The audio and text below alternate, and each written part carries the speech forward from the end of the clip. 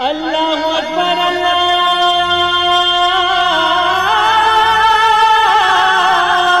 اکبر۔ السلام علیکم ورحمۃ اللہ وبرکاتہ۔ الحمدللہ رب العالمین والصلاة والسلام علی اشرف الانبیاء والمرسلین نبینا محمد وعلی آلہ وصحبہ اجمعین ومن تبعہم بإحسان الی یوم الدین، اما بعد۔ میرے دوستو، بزرگوں، اسلامی بھائیوں اور بہنوں، سامعین و سامعات کرام، صدائے حق سننے والے ساتھیوں، آج 17 صفر 1443 ہجری، 25 ستمبر 2021 عیسوی، 9 گتے آسن 2078 بکرمی اتوار کا دن، میں محمد مستقیم مدنی صدائے حق کا پروگرام لے کر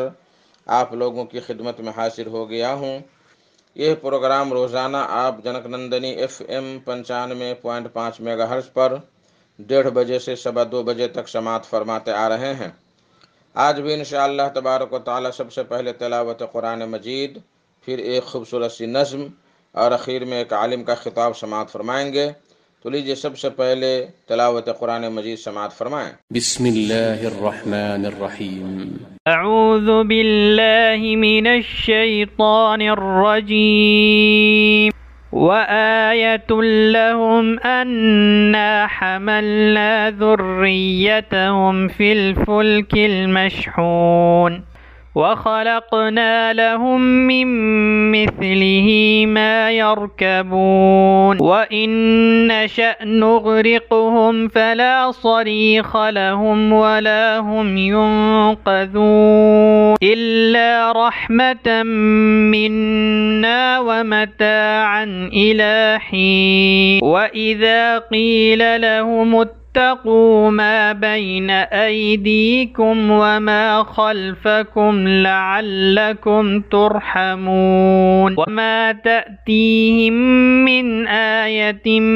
من آيات ربهم إلا كانوا عنها معرضين وَإِذَا قِيلَ لَهُمْ أَنفِقُوا مِمَّا رَزَقَكُمُ اللَّهُ قَالَ الَّذِينَ كَفَرُوا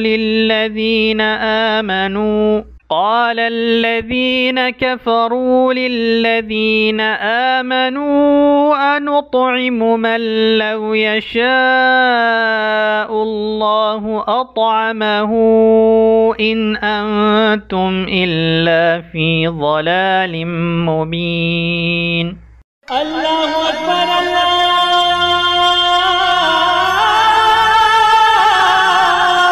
اکبر۔ بعدہ ایک خوبصورت سی نظم کلام ابراہیم سجاد تیمی کا، آواز نذیر اظہر کٹھیاری کی، بول ہے: اے بلاد حرم تو سلامت رہے، اے بلاد حرم تو سلامت رہے، تجھ کو حاصل صدا رب کی رحمت رہے۔ اے بلاد حرم تو سلامت رہے، اے بلاد حرم تو سلامت رہے، تجھ کو حاصل صدا رب کی رحمت رہے۔ اے بلاد حرم تو سلامت رہے، تجھ کو حاصل صدا رب کی رحمت رہے۔ تیرے ذروں میں توحید کی روشنی، تیری گلیوں میں سنت کی ہے چاندنی، کیوں نہ پھر ہم کو تجھ سے محبت رہے، کیوں نہ پھر ہم کو تجھ سے محبت رہے۔ اے بلاد حرم تو سلامت رہے، اے بلاد حرم تو سلامت رہے۔ سبز پرچم تیرا ایک رب کا گواہ، سبز پرچم تیرا ایک رب کا گواہ، تو سراپا ہے اسلام کی شاہراہ، تو سراپا ہے اسلام کی شاہراہ، تجھ پہ رب کی برستی عنایت رہے، تجھ پہ رب کی برستی عنایت رہے، تجھ پہ رب کی برستی عنایت رہے، اے بلاد حرم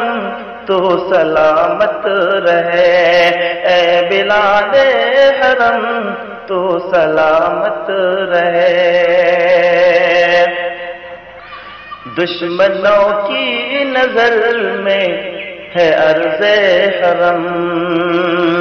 دشمنوں کی نظر میں ہے عرض حرم، یا الہی تو محفوظ رکھنا بھرم، یا الہی تو محفوظ رکھنا بھرم، تیری نظر کرم تا قیامت رہے، تیری نظر کرم،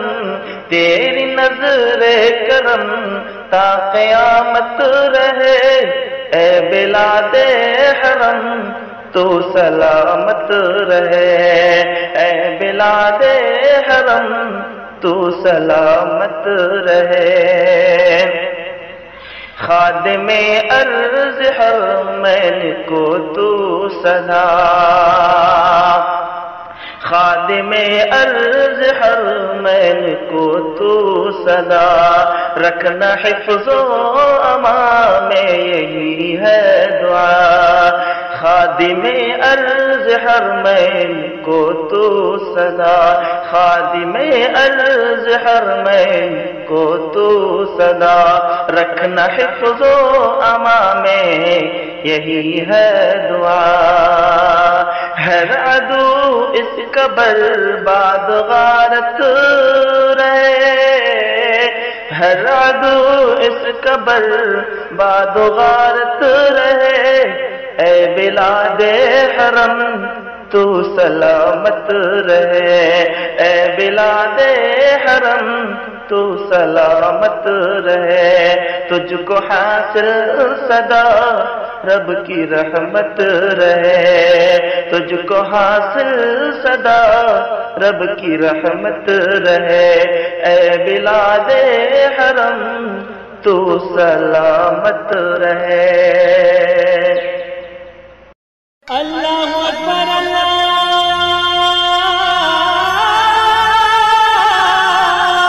اکبر۔ میرے محترم ساتھیو دوستو، آج کا خطاب ہے فضیلت الشیخ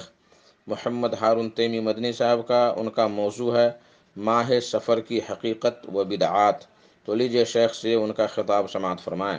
السلام علیکم ورحمۃ اللہ وبرکاتہ۔ الحمد للہ نحمده ونستعینه ونستغفره ونؤمن به ونتوکل علیہ ونعوذ باللہ من شرور انفسنا ومن سیئات اعمالنا، من يهده الله فلا مضل له ومن يضلله فلا هادي له، واشهد ان لا اله الا الله وحده لا شريك له، واشهد ان محمدا عبده ورسوله، اما بعد، فإن خير الحديث كتاب الله، وخير الهدي هدي محمد صلى الله عليه وسلم، وشر الأمور محدثاتها، وكل محدثة بدعة، وكل بدعة ضلالة، وكل ضلالة في النار۔ أعوذ بالله من الشيطان الرجيم، بسم الله الرحمن الرحيم۔ إن عدة الشهور عند الله 12 شهرا في كتاب الله يوم خلق السماوات والأرض منها 4 حرم، وقال النبي صلى الله عليه وسلم لا عدوى ولا طيرة ولا هامة ولا صفر۔ رب اشرح لي صدري ويسر لي أمري واحلل عقدة من لساني يفقه قولي، رب اشرح لي صدري ويسر لي أمري واحلل عقدة من لساني يفقه قولي، رب زدني علما، رب زدني علما۔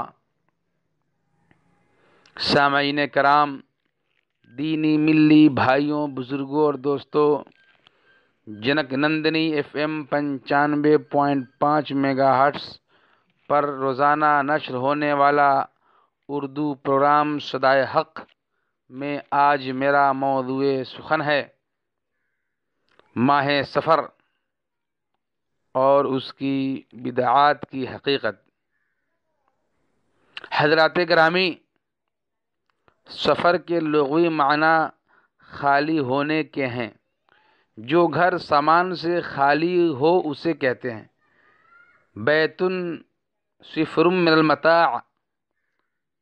خالی ہاتھ کو کہتے ہیں صفر الید۔ کہا جاتا ہے کہ عرب محرم کے مہینے کا احترام کرتے ہوئے اس میں جنگ و جدال، لڑائی و قتال وغیرہ سے گریز کرتے تھے، باز رہتے تھے، لیکن ماہ سفر کا مہینہ شروع ہوتے ہی وہ جنگ و جدال، لڑائی و قتال کے لیے نکل کھڑے ہوتے تھے اور گھروں کو خالی چھوڑ دیتے تھے۔ اس لیے اس مہینے کا نام سفر پڑ گیا، واللہ اعلم بالصواب۔ سفر اسلامی مہینوں کی لڑی کا دوسرا موتی ہے، یعنی اسلامی ہجری اور عربی کیلنڈر کے اعتبار سے سفر اسلامی مہینے کا دوسرا مہینہ ہے۔ سفر میں نحوست کے عقیدے کی کوئی حیثیت نہیں ہے۔ نبی کریم صلی اللہ علیہ وسلم نے فرمایا لا عدوى ولا طیر ولا ہم ولا سفر، کہ کوئی بیماری مشیت الہی کے بغیر متعدد نہیں ہوتی۔ اسی طرح سے بدشگونی لینا جائز نہیں ہے۔ الو کی نحوست یا روح کی پکار اور ماہ سفر کی نحوست کی کوئی حقیقت نہیں ہے۔ قرآن و حدیث میں کہیں بھی ماہ سفر میں کسی نیک عمل کو فضیلت کے ساتھ خاص نہیں کیا گیا ہے کہ اس مہینے میں فلانا عمل فضیلت والا ہے، اہمیت والا ہے، برکت والا ہے، خیر والا ہے۔ ایسی کوئی مثال اور دلیل موجود نہیں ہے۔ لہذا جو مسنون اعمال عام دنوں میں کیے جاتے ہیں وہ اس ماہ میں بھی بلا تردد کیے جائیں گے۔ ماہ سفر کو منحوس سمجھنا، نحوست کی وجہ سے اس میں شادیاں نہ کرنا، اچھے کام کو انجام نہ دینا، خوشی مسرت و شادمانی کے اعمال کو انجام نہ دینا، اس میں مٹی کے برتن توڑ ڈالنا، ماہ سفر کے آخری بدھ یعنی چہار شنبہ کو جلوس نکالنا اور شہروں اور بستیوں کے باہر بڑی بڑی محفلیں منعقد کر کے خاص قسم کے کھانے اور حلوے تقسیم کرنا، بیماریوں سے شفا کی نیت سے صبح صبح گھاس پر چلنا اور کہنا کہ نبی صلی اللہ علیہ وسلم ایک بار بیمار ہوئے تھے تو اسی دن اللہ تعالیٰ نے آپ کو شفا دی تھی، پھر آپ نے لطیف اور عمدہ حلوہ کھایا تھا۔ مریضوں کو صحت یابی کے لیے تعویذ یا چھلا، گنڈا، دھاگا وغیرہ پہنانا اور چوری کی رسم ادا کرنا وغیرہ یہ اس ماہ کے بدعات و خرافات و وحیات ہے۔ اس مہینے کی بابت لوگوں میں مذکورہ رسومات و بدعات و خرافات رواج پا چکی ہیں، جن میں سے ایک یہ ہے کہ وہ اسے منحوس سمجھتے ہیں، جس کی تردید نبی صلی اللہ علیہ وسلم نے اس حدیث میں فرمائی لا عدوى ولا طیر ولا ہم ولا سفر، کہ نہیں ہے اللہ کی مشیت کے بغیر بیماری کا متعدد ہونا اور نہیں ہے بدشگونی کی کوئی حقیقت، نہ الو کی نحوست یا روح کی پکار اور نہ ماہ سفر کی نحوست کو سمجھنا یا ماننا۔ ان باتوں کی شریعت میں کوئی حقیقت نہیں ہے۔ اللہ کے نبی صلی اللہ علیہ وسلم نے ان باتوں کی تردید فرمائی ہے۔ اس حدیث میں کسی بھی بیماری کے متعدد ہونے کی نفی کی گئی ہے، جبکہ واقعہ یہ ہے کہ بعض بیماریاں یقیناً متعدد ہوتی ہیں، جیسا کہ خود اسی حدیث ہی میں ہے مجذوم سے اس طرح بھاگو جیسے تم شیر سے بچنے کے لیے بھاگتے ہو، فر من المجذوم کما تفر من الاسد۔ حدیث کے اس آخری ٹکڑے سے معلوم ہوتا ہے کہ جذام کوڑھ کی بیماری ایسی ہے کہ وہ دوسروں کو لگ سکتی ہے، اس لیے کوڑھ کی بیماری میں مبتلا شخص سے دور رہنے کی تاکید کی گئی ہے۔ جب یہ بات ہے تو پھر لا عدویٰ کہہ کر متعدد ہونے کی نفی کیوں کی گئی ہے؟ تو اس اصل بات یہ ہے کہ اس میں صحت عقیدہ کا اہتمام کیا گیا ہے کہ ایک مسلمان کا عقیدہ یہ ہونا چاہیے کہ اللہ کی مشیت اور حکم کے بغیر کچھ نہیں ہو سکتا۔ ایک شخص کی بیماری کسی دوسرے شخص کو تبھی لگے گی جب اللہ کی مشیت ہوگی، اللہ کا ارادہ ہوگا، اللہ کی چاہت ہوگی۔ اللہ کی مشیت، ارادت اور چاہت کے بغیر کسی کو کسی کی بیماری نہیں لگ سکتی۔ لیکن دوسری طرف احتیاط کی تاکید اور اسباب کی اہمیت کو بھی واضح کر دیا گیا ہے، کیونکہ کائنات کا نظام اسباب ہی پر قائم ہے۔ اس لیے فرمایا مجذوم سے بھاگو، یا ایسے ہی جیسے کہا جائے آگ سے بچو، سیلاب کے آتے ہوئے ریلے کی بابت کہا جائے اس سے بچو، کوئی دیوار یا چھت خستہ بوسیدہ اور گرنے کے قریب ہو تو اس سے بچنے کی تاکید کی جائے، کیونکہ ظاہری اسباب کی روح سے یہ تمام باتیں ہلاکت کا باعث بن سکتی ہیں، مگر یہ کہ اللہ تعالیٰ بچا لے۔ دوسری بات اس حدیث میں یہ فرمائی گئی ہے کہ بدشگونی لینی بھی جائز نہیں ہے۔ عربوں میں یہ عادت بد بھی عام تھی، وہ سفر پر جاتے ہوئے یا کوئی کام کرتے ہوئے پرندے کو اڑاتے اور وہ بائیں جانب کو اڑتا تو کہتے کہ ہمارا یہ سفر یا کام صحیح نہیں ہوگا۔ یہ بدشگونی لے کر وہ سفر ہی اختیار نہ کرتے یا وہ کام ہی نہ کرتے جو ان کے پیش نظر ہوتا۔ حدیث میں ایسی بدشگونی لینے سے روکا گیا ہے کیونکہ اس کا تعلق توہمات اور مشرکانہ عقائد سے ہے۔ البتہ نیک فعلی جائز ہے کیونکہ اس میں اللہ سے اچھی امید وابستہ کی جاتی ہے جو مستحسن ہے۔ ایک اور عادت بد اللہ کے نافرمان بندوں اور قوموں میں یہ پائی جاتی ہے کہ وہ اللہ کے رسولوں اور اس کے نیک بندوں کے مجسمے خیر و جود اور شخصیت کو نعوذ باللہ منحوس سمجھتے ہیں۔ ان کا یہ رویہ ان کی فطرت کے بالکل مسخ ہو جانے کی دلیل ہے کہ جو افراد سراپا خیر اور باعث سعادت ہیں ان کو باعث نحوست قرار دیا جائے، اشبھ مانا جائے، حالانکہ نحوست کا باعث خود ان کا رویہ اور اللہ کی نافرمانی کا شیوا ہوتا ہے۔ جیسے مشرکین مکہ کی بابت اللہ تعالیٰ نے فرمایا وَإِن تُصِبْهُمْ حَسَنَةٌ يَقُولُوا هَذِهِ مِنْ عِنْدِ اللَّهِ وَإِن تُصِبْهُمْ سَيِّئَةٌ يَقُولُوا هَذِهِ مِنْ عِنْدِكَ، اور اگر ان کو کوئی بھلائی پہنچتی ہے تو کہتے ہیں یہ اللہ کی طرف سے ہے، اور اگر ان کو کوئی برائی پہنچتی ہے تو کہتے ہیں اے محمد یہ تیری طرف سے ہے، یعنی نعوذ باللہ اسے رسول اللہ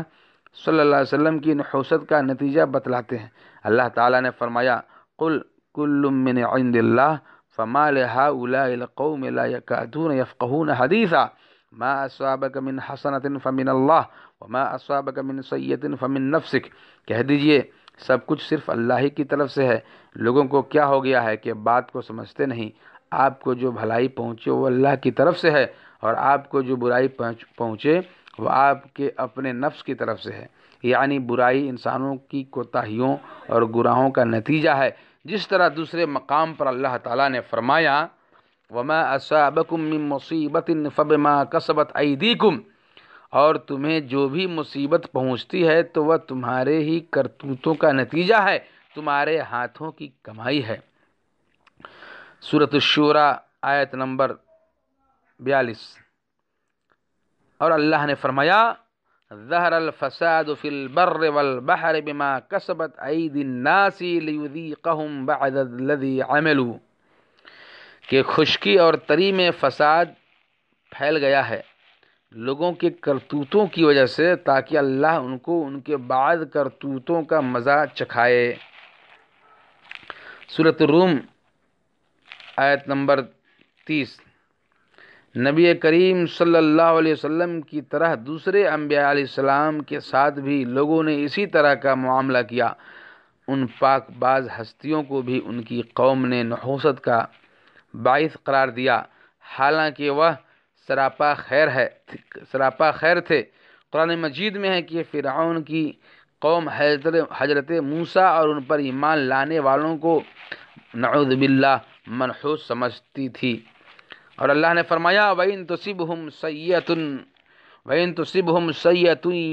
يَطَيَّرُوا بِمُوسَىٰ وَمَن مَّعَهُ، اگر انہیں کوئی برائی پہنچتی تو وہ موسیٰ علیہ السلام اور ان کے ساتھیوں کو منحوس قرار دیتے۔ سورۃ الاعراف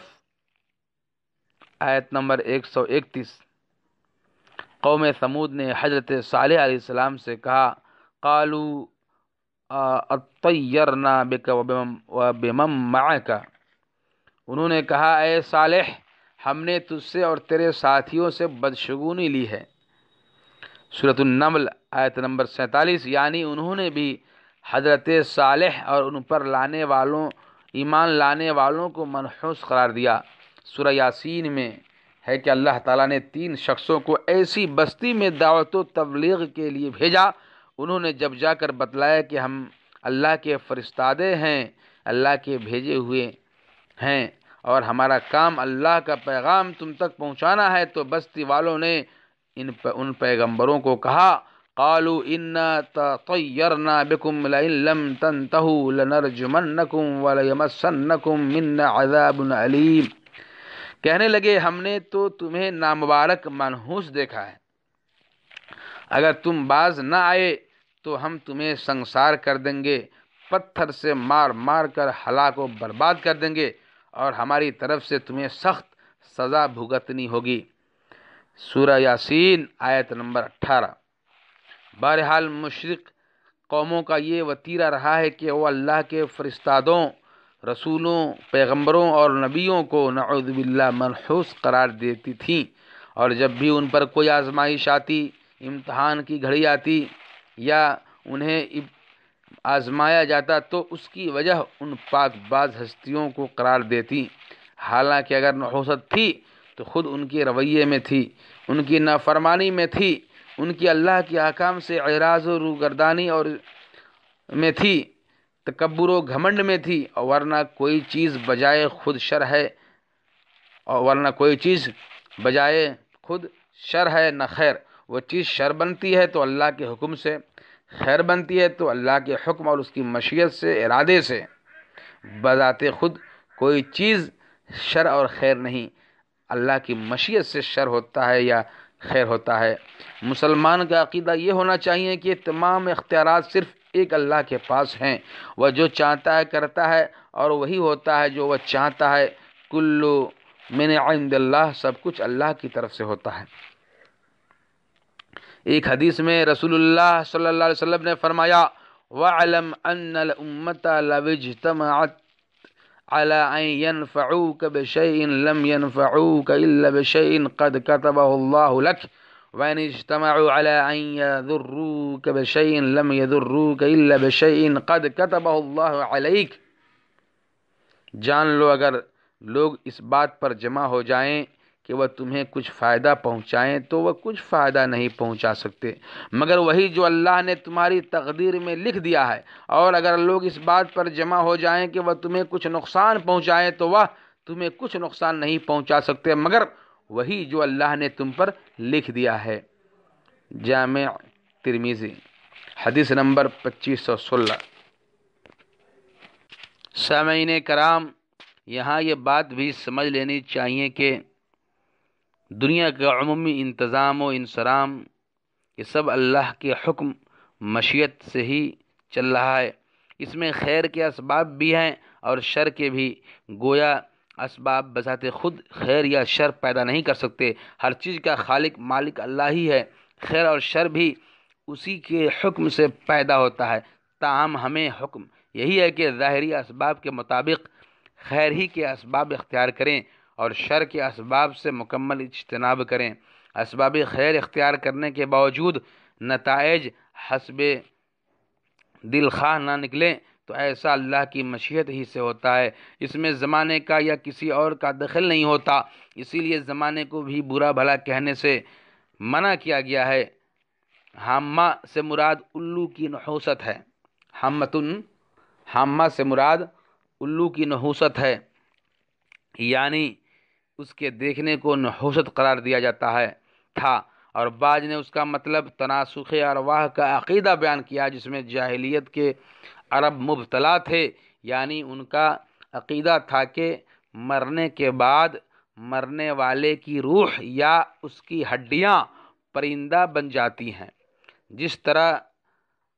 غیر مسلموں کا عقیدہ بھی ہے کہ مرنے والے کی روح کسی جانور میں منتقل ہو جاتی ہے، یہ گویا عقیدہ آخرت اور اس کے حساب کتاب کا انکار ہے۔ ولا سفر کا ایک مطلب عربوں کے طریقے نسبی کا انکار ہے، جس کی بابت قرآن نے کہا ہے انما النسیء بزیادۃ فی الکفر، نسی کفر میں زیادتی ہے، سورۃ توبہ آیت نمبر 37۔ نسی کا مطلب ہے کہ امن کے مہینے کو آگے پیچھے کر لینا۔ جاہلیت میں مبتلا عرب یہ کیا کرتے تھے کہ اگر ان کو کسی حرمت والے مہینے میں قتال و جدال، لڑائی، جنگ و قتال یا لوٹ مار کی ضرورت لاحق ہوتی تو وہ اس مہینے کی حرمت توڑ کر اپنی منمانی کر لیتے اور اس حرمت والے مہینے کی جگہ کسی اور مہینے کو حرمت والا قرار دے کر حرمت والے 4 مہینوں کی گنتی پوری کر لیتے، الٹ پھیر کر لیتے، آگے پیچھے کر لیتے۔ جیسے کسی سال محرم کی بجائے سفر کو حرمت والا مہینہ قرار دے لیا۔ نبی صلی اللہ علیہ وسلم نے کے فرمان کا لا سفر کا مطلب ہے کہ آئندہ اس طرح نہیں ہوگا اور وہی مہینے حرمت والے رہیں گے جو ابتدائے کائنات ہی سے حرمت والے چلے آ رہے ہیں، ان میں کوئی شخص رد و بدل چینجنگ کا مجاز نہیں ہے۔ اس بات کا اعلان اللہ تعالیٰ نے قرآن مجید میں بھی فرما دیا ہے ان عدت الشہور عند اللہ 12 شہرا فی کتاب اللہ یوم خلق السماوات والارض منها 4 حرم۔ بلا شبہ اللہ کے نزدیک کتاب اللہ میں مہینوں کی گنتی تعداد سنکھیا 12 ہے، اس دن سے ہی جس دن سے اس نے آسمانوں اور زمین کو پیدا کیا، ان میں سے 4 مہینے حرمت والے ہیں۔ تو یہ نظام، یہ مہینوں کی تعداد، یہ سسٹم، یہ شروع ہی سے کوئی نئی چیز نہیں ہے۔ اللہ تعالیٰ نے جس وقت آسمان و زمین کو پیدا فرمایا اسی وقت سے یہ نظام چلا آ رہا ہے۔ اور حدیث میں اس بات کو نبی صلی اللہ علیہ وسلم نے اس طرح بیان فرمایا ان الزمان قد استدار كهيئته يوم خلق الله السماوات والارض السنة 12 شهرا منها 4 حرم 3 متواليات ذو القائدة وذو الحجة والمحرم ورجب مضر الذي بين جمادى وشعبان۔ زمانہ گھوم گھما کر پھر اسی حالت پر آ گیا ہے جس حالت پر اس وقت تھا جب اللہ نے آسمانوں اور زمین کی تخلیق فرمائی تھی۔ سال 12 مہینوں کا ہے جن میں 4 حرمت والے ہیں، 3 پے در پے، ذوالقعدہ، ذوالحجہ، محرم، اور 4تھا قبیلہ مضر کا رجب جو جمادی الاخری اور شعبان کے درمیان ہے۔ اس میں نبی صلی اللہ علیہ وسلم نے وضاحت فرما دی کہ اب حرمت والے مہینوں کی وہی ترتیب رہے گی جو ابتدائے آفرینش کے وقت تھی، اور جب کہ مہینے کو قبیلہ مضر کی طرف اس لیے منسوب کیا گیا ہے کہ وہ اس مہینے کی بہت تعظیم کرتے تھے۔ بہرحال لا سفر کا ایک مطلب یہ ہے کہ اب سفر کا مہینہ وہی ہے جو محرم کے بعد ہے، اس میں رد و بدل نہیں ہوگا۔ اور دوسرا مطلب لا سفر کا یہ ہے کہ سفر کا مہینہ منحوس نہیں، جیسا کہ عربوں میں اس کی نحوست کا تصور پایا جاتا تھا۔ اسلام میں کسی مہینے، دن اور وقت کے منحوس ہونے کا تصور نہیں ہے، اس لیے سفر کے منحوس ہونے کی بھی آپ نے نفی فرمائی، تردید فرمائی۔ بر صغیر کے بعض علاقوں میں بھی سفر کے پہلے 13 دن منحوس سمجھے جاتے ہیں اور انہیں 13 تیزی کے دن کہا جاتا ہے۔ ان ایام میں یہ توہم پرست لوگ شادی کرنے کو نحوست کا باعث قرار دیتے ہیں۔ یہ خیال اور عقیدہ بھی محرم کو سوگ کا مہینہ سمجھنے کی طرح غلط ہے۔ آپ سال کے کسی مہینے یا دن میں شادی بیاہ کر سکتے ہیں، خوشیاں منا سکتے ہیں، اس سے کوئی فرق نہیں پڑتا۔ نہ کسی عظیم شخصیت کی شہادت کی وجہ سے کوئی مہینہ سوگ کا مہینہ ہی قرار پا سکتا ہے۔ اگر ایسا ہوتا تو ذوالحجہ کا مہینہ بھی سوگ والا مہینہ ہوتا، جس میں خلیفہ ثالث حضرت عثمان غنی رضی اللہ عنہ کی شہادت کا المناک و دردناک سانحہ پیش آیا تھا۔ لیکن اس مہینے میں سب سے زیادہ شادیاں ہوتی ہیں۔ بہرحال کہنے کا مقصد یہ ہے کہ ماہ سفر کے ابتدائی دنوں کی نحوست کا عقیدہ بھی اکثر غلط اور بے بنیاد نیز مردود ہے۔ اسی ماہ سفر کے آخری بدھ میں، جسے فارسی میں چہار شنبہ کہتے ہیں، رسول کریم صلی اللہ علیہ وسلم کے اس مرض کا آغاز ہوا تھا، اس بیماری کا آغاز ہوا تھا جس سے پھر آپ صحت یاب نہ ہو سکے، تاکہ اس کے بعد شروع ہونے والے مہینے ربیع الاول کی 12 تاریخ کو آپ دنیا سے تشریف لے گئے، رحلت فرما گئے صلی اللہ علیہ وسلم، جیسا کہ ذیل کی تاریخی حوالے سے واضح ہے۔ بدأ برسول اللہ صلی اللہ علیہ وسلم مرضه الذي مات فيه يوم الأربعاء لليلتين بقية من سفر سنة 11 في بيت ميمونة رضي الله تعالى عنها، ثم انتقل حين اشتد مرضه إلى بيت عائشة رضي الله تعالى عنها، وقبض يوم الاثنين ضحى في الوقت الذي دخل فيه المدينة ل12 خلت من ربيع الأول۔ رسول اللہ صلی اللہ علیہ وسلم کی اس بیماری کا آغاز جس میں آپ کی وفات ہوئی 11 ہجری کے اواخر سفر میں بدھ کے دن، جبکہ ماہ سفر کی 2 راتیں باقی رہ گئی تھیں، حضرت ام المومنین میمونہ رضی اللہ تعالی عنہا کے گھر میں ہوا۔ پھر جب آپ صلی اللہ علیہ وسلم کی بیماری شدت اختیار کر گئی، تیز ہو گئی، تو آپ حضرت عائشہ رضی اللہ تعالی عنہا کے گھر منتقل ہو گئے، اور 12 ربیع الاول بروز پیر سوموار بوقت چاشت، جس وقت آپ مدینہ میں داخل ہوئے تھے، آپ کی روح قفص عنصری سے پرواز کر گئی، آپ رحلت فرما گئے صلی اللہ علیہ وسلم۔ لیکن عجیب بات ہے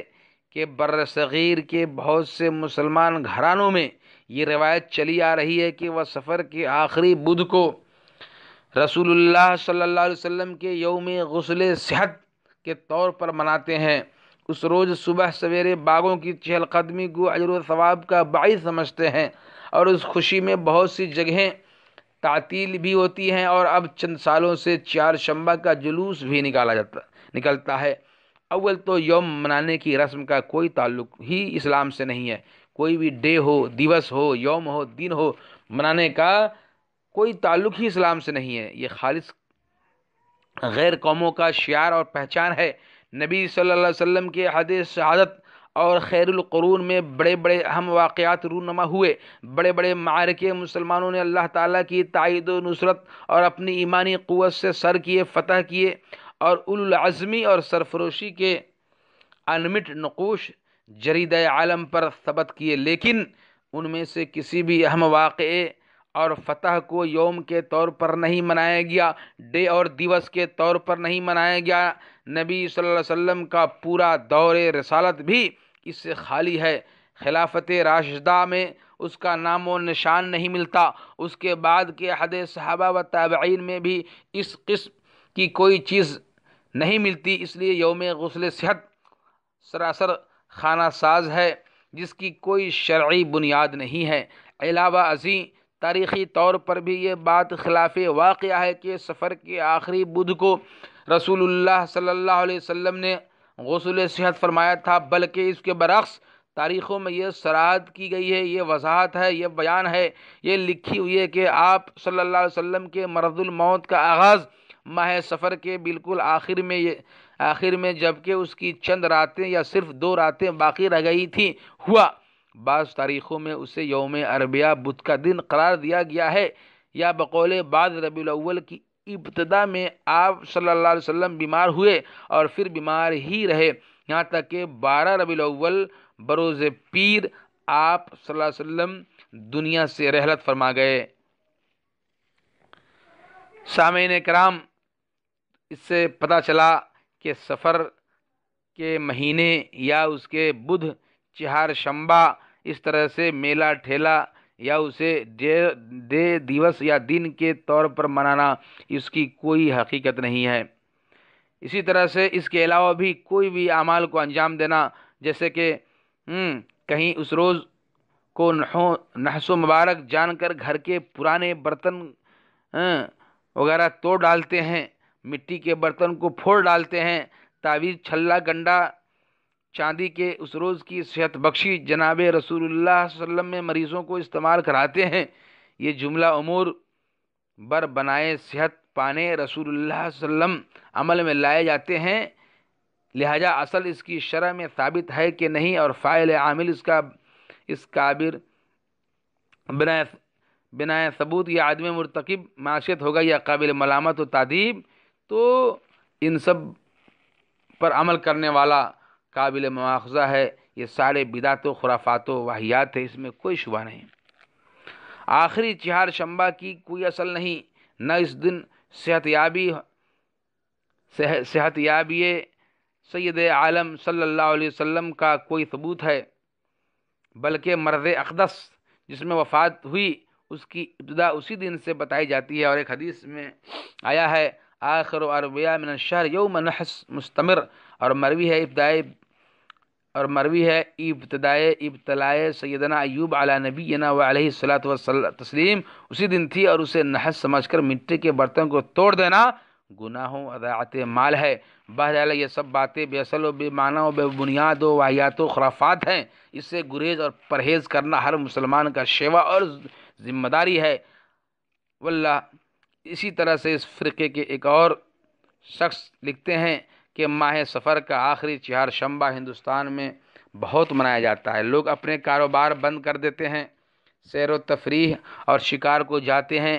پوریاں پکتی ہیں اور نہاتے دھوتے ہیں، خوشیاں مناتے ہیں، اور کہتے ہیں کہ حضور اکرم صلی اللہ علیہ وسلم نے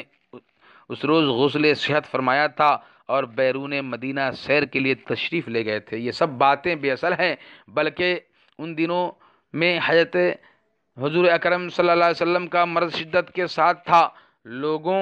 کی جو باتیں بنائی ہوئی ہیں سب خلاف واقعہ ہیں۔ الغرض مذکورہ صراحت اور اعتراف کے بعد اس دن کو جس میں نبی صلی اللہ علیہ وسلم ایسے شدید بیمار ہوئے کہ آپ جاں بر نہ ہو سکے، جشن کے طور پر منانا اور خوشی میں جلوس نکالنا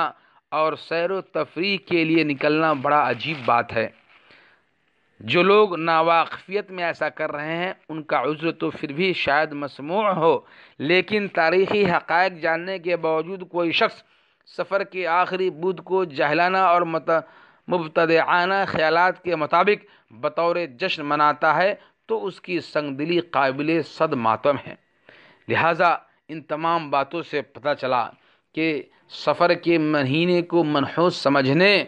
کی کوئی حقیقت نہیں ہے۔ نبی کریم صلی اللہ علیہ وسلم نے اس بات کی تردید اور تنکیر فرمائی ہے کہ کوئی شخص سفر کے مہینے کو منحوس سمجھتے ہوئے سفر نہ کرے یا شادی بیاہ یا دیگر خوشی کے کاموں کو انجام نہ دے، یہ سب سراسر شریعت اور دین کے خلاف ہے۔ تو میرے محترم بزرگ دوستو، اللہ تعالیٰ سے دعا ہے کہ اللہ تعالیٰ ہم سب کو سننے کے ساتھ ساتھ عمل کرنے کی توفیق عطا فرمائے، اور ہمیں تمام قسم کی برائیوں، بدعتوں، خرافاتوں، واہیات سے بچانے کی توفیق عطا فرمائے۔ اقول قولی ھذا استغفر اللہ لی ولکم ولسائر المسلمین۔ سبحان ربک رب العزۃ عما یصفون والسلام علی المرسلین والحمد للہ رب العالمین، والسلام علیکم ورحمۃ اللہ وبرکاتہ۔